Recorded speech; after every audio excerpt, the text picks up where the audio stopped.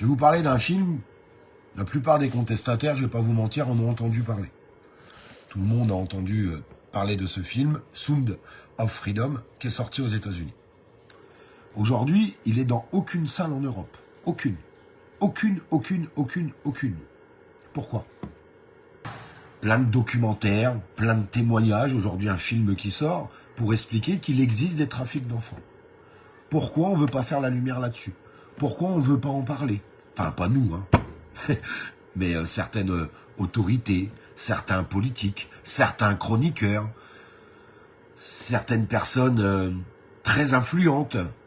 Pourquoi vous ne voulez pas en parler? Vous vous sentez mal à l'aise? Quand on partage des informations et qui ne sont pas ridicules, parce que quand il y a certains lives qui sont partagés 30, 40, 50 000 fois, avec des vidéos qui touchent 1 million, 2 millions, 5 millions de personnes, on a vu il y a encore 15 jours, ben moi je me dis tant mieux. Parce qu'il y a peut-être plein de gens qui n'étaient pas au courant, et grâce à nous, à toutes les personnes qui passent sur la page, grâce à vos partages, grâce à votre diffusion, ben on arrive à donner de l'information. Parce que je crois qu'il y a encore beaucoup trop de personnes qui se disent aujourd'hui « Oh, je m'en fous. Oh, je m'en fous, ça ne me regarde pas. Ah, il y a des enlèvements d'enfants, je m'en fous. Ah, il passe des textes de loi qui pourraient leur permettre de nous envoyer à la guerre, de prendre nos biens, et sinon on se prend 500 000 € d'amende, 5 ans de prison. Oh, je m'en fous. Ah, ils vont construire un hôpital à Marseille, un hôpital militaire. Militaire, oui, parce que pendant que nos hôpitaux meurent, on construit des hôpitaux militaires pour se préparer à une guerre de haute intensité. C'est pas moi qui le dis, c'est le roi de France. Pas moi qui l'ai dit. Ben, vous voyez, toutes ces informations qu'on arrive à passer, c'est grâce à vous. En fait, on fait un travail en communauté. Moi, je vais chercher des infos. Si vous avez envie de les partager, vous les partagez. Quand vous les partagez en masse, on arrive à les diffuser. Tout simplement. Comme ils font nos grands médias. Ben, je suis content parce qu'il y a des moments, on arrive à partager des vidéos. Quand ils font 5 millions de vues, je me dis qu'on arrive à pulvériser les scores de certains médias. Bah, tant mieux, tant mieux. Alors, je sais que ça les dérange. Plus on partage, plus ça les dérange. Bah, tant mieux.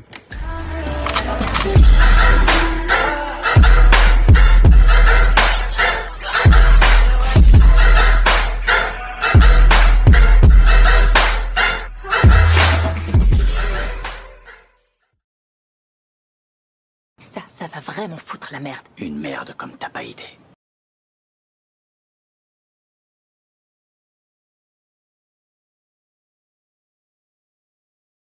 Vous pouvez arrêter de m'envoyer des messages concernant ce film, j'en parle enfin. Salut à tous, ici Reg. Aujourd'hui j'ai envie de parler d'un film qui fait énormément parler de lui aux États-Unis, mais même en France et en Europe. C'est le fameux film Sound of Freedom. Il y a beaucoup de polémiques concernant ce film et pas forcément de manière très positive, voire très négative, que le film peut-être ne mérite pas. C'est le sujet de la vidéo. Évidemment, pour parler de Sound of Freedom, il faut que je vous fasse un petit synopsis. Sound of Freedom est l'histoire d'un officier d'élite qui poursuit généralement des pédophiles, mais cette fois-ci, il s'attaque au trafic d'humains et veut sauver une petite fille en Amérique latine. Vidéo déjà démonétisée. Pourquoi est-ce que je fais cette vidéo? Plusieurs raisons, c'est un film et c'est le but de la chaîne. Deuxième raison, j'aurais pu en parler en vidéo actualité, mais je pensais vraiment que ce film méritait une vidéo dédiée. Parce que le sujet est intéressant et j'ai vu beaucoup de mensonges concernant ce film sur les réseaux. Sur TikTok, sur YouTube, beaucoup de personnes mentent. Factuellement, et je parle même pas des conspirationnistes, je parle des faits. Les gens mentent et c'est le but de les débunker aussi dans cette vidéo. Vous l'avez aussi beaucoup demandé cette vidéo, donc je suis là pour vous la fournir. Et ce film est encore une fois digne d'un vrai problème de société d'après moi. Lorsque je faisais mes recherches, j'étais tombé sur deux choses qui m'ont motivé à faire cette vidéo. C'est surtout l'avis de Dirty Tommy qui parlait surtout de Mel Gibson dans sa vidéo. Je vous conseille d'aller voir sa vidéo parce que lui va vraiment se concentrer plus sur Mel Gibson que moi dans cette vidéo, même si je vais aussi parler de Mel Gibson. Et du trade qui a été fait par Debunker des Étoiles. Pourquoi? Parce que je pensais pas à ce point que le film attirait les conspirationnistes et vu que c'est son travail, en tout cas sur les réseaux Debunker, de faire ce genre de trade, je me suis dit que peut-être ce film mérite une vidéo. J'en ai déjà rapidement parlé sur TikTok, j'ai essayé de débunker à droite à gauche les gens qui parlaient de ce film, mais eux faisaient des dizaines de milliers de likes et moi aucun, donc je me suis dit faut en parler sur YouTube. Le film est un véritable succès au box-office américain lors de son premier jour de sortie le 4 juillet, jour symbolique pour les États-Unis. Le film a dépassé Indiana Jones 5, donc c'est pas rien du tout pour le coup. C'est un film qui cartonne et il va continuer de cartonner, il a de bonnes critiques. Apparemment le film est vraiment pas mal et pourquoi est-ce que je dis apparemment? C'est que je n'ai pas vu le film. Pourquoi? Parce que ça fait partie du sujet de la vidéo. On ne peut pas voir ce film en France, il n'est disponible qu'aux États-Unis au cinéma. Il y a sûrement moyen de pirater des versions cam dégueulasses, mais de une, je fais pas ça pour des raisons légales, éthiques et tout simplement parce que la qualité est dégueulasse, soyons honnêtes, que ce soit visuellement visuel ou sonore. Et je déteste généralement parler de films que j'ai pas vus, mais c'est pour ça que je parle plus du sujet qui tourne autour du film que du film en soi. Le film peut être excellent, mais je vais pas donner mon avis sur le film. Et surtout que le film n'est pas diffusé en France. Dans un pays avec du streaming, on aurait pu utiliser un VPN, vous savez lequel. C'est juste important de le noter que c'est un film très américain, enfin le 4 juillet c'est pas rien, qui est sorti là-bas. Maintenant, là je vous donne toutes les infos pour ensuite débunker les conspirationnistes. En termes de financement, à la base c'est un film qui devait commencer sa production en 2015. Il y avait plusieurs scénarios qui étaient prêts, des choses comme ça. Le film était lié à la Fox, mais la Fox a été rachetée par Disney. Disney, vu que c'était un film qui était beaucoup tourné en Amérique latine et c'était un film international, et lorsqu'il y a un rachat de grosses boîtes comme celle de la Fox, il y a toujours des films qui se perdent et qui ne se font plus. Et ça en fait partie. Disney a abandonné le projet parce que le projet les intéressait pas. Même si la raison officielle, c'est que le film était trop international et c'était pas les ambitions de Disney à ce moment-là. Du coup là, forcément, il y a plein de conspirationnistes qui disent que Disney a volontairement caché ce film, mais le film a juste trouvé une autre boîte de production et aussi, ce qui est important, a été financé par du financement participatif. Donc il y a aussi des gens qui ont payé de l'argent, qui vont aller voir ce film, qui ont un gain moral à mettre en avant le film parce qu'ils ont payé pour le soutenir. C'est comme si un producteur de cinéma vous disait d'aller voir son film. Il y a plein de gens qui ont payé pour aider à faire le film, ils vont pas le critiquer le film. Donc attention aussi à qui vous faites confiance sur les réseaux parce qu'ils ont peut-être directement financé le film et ils sont forcément biaisés. C'est là que viennent les conspirations, c'est que personne n'a voulu financer ce film et que le peuple, entre guillemets, l'a fait pour combattre les élites hollywoodiennes qui ne veulent pas. Il faut juste savoir un truc, c'est qu'il y a des centaines voire des milliers de films chaque année qui sont abandonnés, voire pas financés du tout. Et le sujet n'est pas très glamour, soyons honnêtes. Le trafic d'enfants n'est pas glamour du tout. Mais c'est pas non plus la raison pour laquelle les gens ne voulaient pas reprendre ce film. On en parle après. Mel Gibson a été attaché au film pour une simple et bonne raison, c'est qu'il a fait un TikTok ou une interview où il mettait en avant le film pendant quelques phrases. Parce que Mel Gibson voulait depuis longtemps travailler sur le trafic d'enfants. Il fait des interviews depuis les années 90 où il parle de ce sujet. Et j'ai pas l'impression dans les interviews que j'ai vues de Mel Gibson, j'en ai vu pas mal ces derniers jours, j'ai pas l'impression qu'il est en mode conspirationniste. On sait tous qu'il y a eu des dingueries avec des enfants ou des adolescents avec l'affaire Epstein et que sa mort était bizarre et des choses comme ça, on est d'accord. Mais dans ce que disait Mel Gibson, j'avais jamais l'impression qu'il est en mode l'élite qui fait du trafic d'enfants pour son propre plaisir d'esclavagisme ou sexuel. J'ai jamais vu ça de la part de Mel Gibson, en tout cas. Pour moi, c'est juste qu'il a dû connaître des histoires à Hollywood où ça arrive probablement, je dis bien probablement parce qu'on n'en sait rien, et qu'il voulait en parler. Mais lui, son documentaire voulait se concentrer sur d'autres mafias qui, elles, sont réelles, que ça en Amérique latine ou en Europe. Et du coup, Mel Gibson voulait vraiment travailler sur un documentaire sur le trafic d'humains. Et vu que ce film est sorti entre temps, et c'est un travail qu'il veut faire aussi, ça l'arrange aussi de parler de ce film en mode, bah allez voir ce film, et entre guillemets, moi à côté, je prépare un documentaire. Et je précise bien un truc hyper important, parce que là aussi, c'est un gros mensonge que je vois par rapport aux conspirationnistes. Sound of Freedom n'est pas un documentaire. J'ai vu tellement de TikTok qui avaient des dizaines de milliers de likes en disant c'est un documentaire. C'est faux. C'est une œuvre de fiction inspirée de faits réels,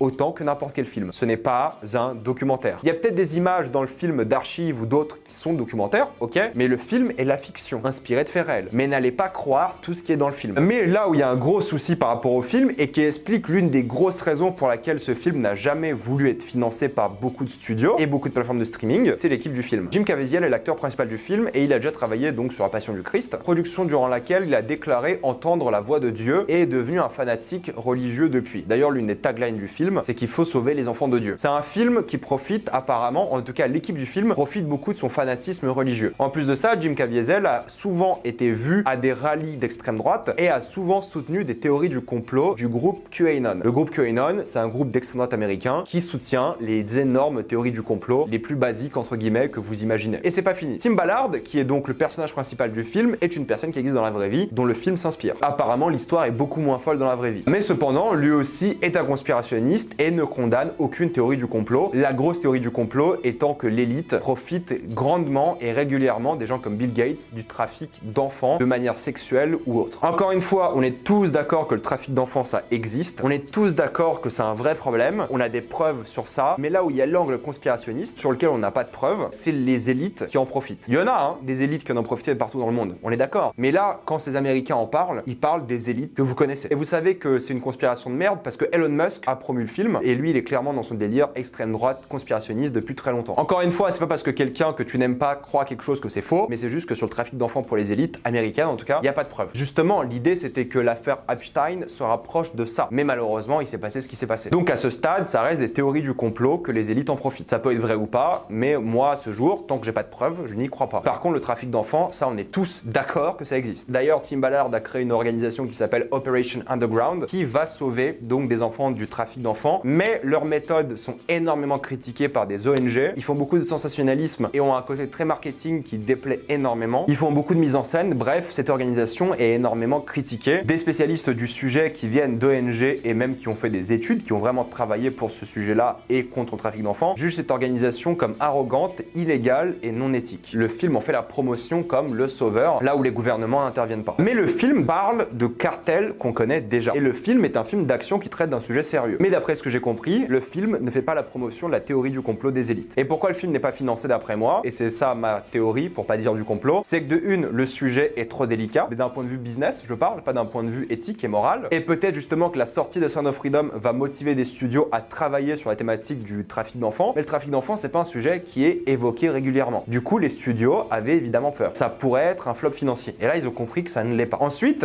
l'équipe du film. Il y a un vrai problème, surtout pour des studios américains de LA très démocrates, que l'acteur principal soit un fanatique religieux, de même que le personnage qu'il interprète qui existe dans la vraie vie, et en plus soit d'extrême droite, QAnon, conspirationniste. Personne ne va financer ce film. Rappelez-vous, à chaque fois qu'il y a un acteur qui dit un truc conspirationniste, il se fait virer. Hollywood ne pardonne pas sur ça. Donc pour résumer les commentaires que j'ai vus des personnes qui sont mal informées alors qu'elles ont vu le film, pour beaucoup d'entre elles, pour leur répondre plusieurs choses et pour les debunk avec des arguments réels. Le film n'est pas un documentaire, c'est une œuvre de fiction adaptée de faits réels, adaptée d'une manière assez souple, disons, et exagérée. C'est un film d'action avant tout, ne l'oubliez pas. Le film dit une vérité qu'on veut nous cacher. Comme je vous l'ai dit, qui veut cacher la vérité? Pour moi, les studios ne voulaient juste pas financer un film qui aurait pu flop et avec un sujet délicat. C'est du business, c'est pas une vérité qu'on veut cacher. Même s'il y a sûrement des gens qui veulent cacher ce genre de choses, je suis d'accord, ça existe sûrement, mais dans le cas de ce film, je ne pense pas. Sauf si le film vraiment directement, à la fin, disent que les élites font ce qu'elles font, comme le dit la théorie du complot, mais ça m'étonnerait. Le film n'est pas sorti en France, c'est très compliqué qu'il arrive en France rapidement. Cela prend des mois, voire des années pour que des films arrivent en France. C'est pas parce que c'est les States que ça arrive automatiquement en France. Il y a des négociations qui sont faites, des distributeurs qui parlent et se mettent d'accord pour sortir ou pas le film. En général, il y a que les blockbusters qui sortent en même temps aux États-Unis et en France. Des films, je donne un exemple comme Past Lives qui sort le 13 décembre en France, il est sorti il y a des mois aux États-Unis. Pourtant, c'est un film, c'est une histoire d'amour, hein. Ça n'a rien à voir avec les théories du complot et tout, c'est juste que ce sont des choses qui prennent du temps parce qu'il faut négocier. Pourquoi les plateformes de streaming n'en veulent pas? Pour la même raison que les studios ne voulaient pas financer ce film. Comme je vous l'ai dit, sujet délicat et potentiellement un gouffre financier. Et en plus de ça, là, on est dans du mauvais marketing depuis un moment déjà. Beaucoup de gens qui parlent de ce film sont conspirationnistes, du coup, les marques ne veulent pas du tout s'attacher à ça. C'est pas comme un film comme The Dissident qui ciblait directement une personne politique, où là, personne ne voulait ce film pour des raisons géopolitiques. Là, on est sur un sujet un peu différent parce qu'apparemment, le film ne cible personne. The Dissident, il ciblait vraiment quelqu'un. J'ai une vidéo sur ça, allez le voir, le film est ma vidéo parce que vraiment, j'adore ce film. Et Disney ne l'a pas mis au placard, ce sont juste des choses qui arrivent. Donc pour conclure, apparemment, le film en soi n'est pas complotiste, ça reste un film d'action inspiré de faits réels, clairement exagéré, pour vendre un film d'action sur une thématique peu abordée. Je suis d'accord que la thématique est peu abordée, mais pour moi, la raison, c'est qu'elle est trop sensible et qu'elle n'en rapporte pas assez d'argent. Non pas qu'on veut nous cacher des choses. Les studios, lorsqu'il s'agit d'argent, croyez-moi, ils n'ont pas d'éthique. Le problème, c'est que le film est fait par des gens qui sont clairement d'un bord politique, que les plateformes, que les studios n'apprécient pas. Certains vont dire que c'est de la censure, mais le film est sorti. Les cinémas aux States le diffusent. C'est pas de la censure, c'est juste que des gens, des studios ne voulaient pas l'acheter. Pourquoi est-ce que les médias en France n'en parlent pas? Ils commencent à en parler. C'est des choses qui prennent du temps aussi. J'ai vu beaucoup d'articles et beaucoup de vidéos qui en parlent, et ça m'a motivé à en parler aussi. Donc, pour moi, il y a trop de mensonges qui sortent sur ce film. Il y a trop de conspirationnistes qui en profitent, alors que le film apparemment est cool. Moi, lorsque le film sortira en France, je vous en parlerai. J'en ferai une critique. Je suis évidemment curieux de voir ce que ça donne, mais pour le film en soi, parce qu'apparemment il est pas mal. Mais ne croyez pas à la désinformation qui existe autour de ce film, vraiment, parce qu'il y en a beaucoup trop, et il y en a trop qui font passer ça pour le film de la décennie, qu'on veut cacher, théorie du complot, documentaire, alors que c'est faux. Bref, mettez-moi votre avis dans les commentaires. J'espère que cette vidéo vous a plu. C'était intéressant de me renseigner sur ce film. Je trouve ça dommage que les conspirationnistes aient pris cette histoire et dégradent un peu l'image du film, alors que le film peut être pas mal. Moi, ça me dérange pas de regarder ce film. Je suis curieux de cinéma. J'espère juste que le film est bien. On verra dans quelques mois, voire années, quand il sera dispo ou en digital aux States, du coup nous avec un VPN, ou au cinéma en France. Mettez-moi votre avis dans les commentaires. Comme d'habitude, pensez à vous abonner à la chaîne pour voir les prochaines vidéos. Suivez-moi sur tous mes réseaux pour plus de débats, critiques et actualités. Et moi, je vous dis à la prochaine fois.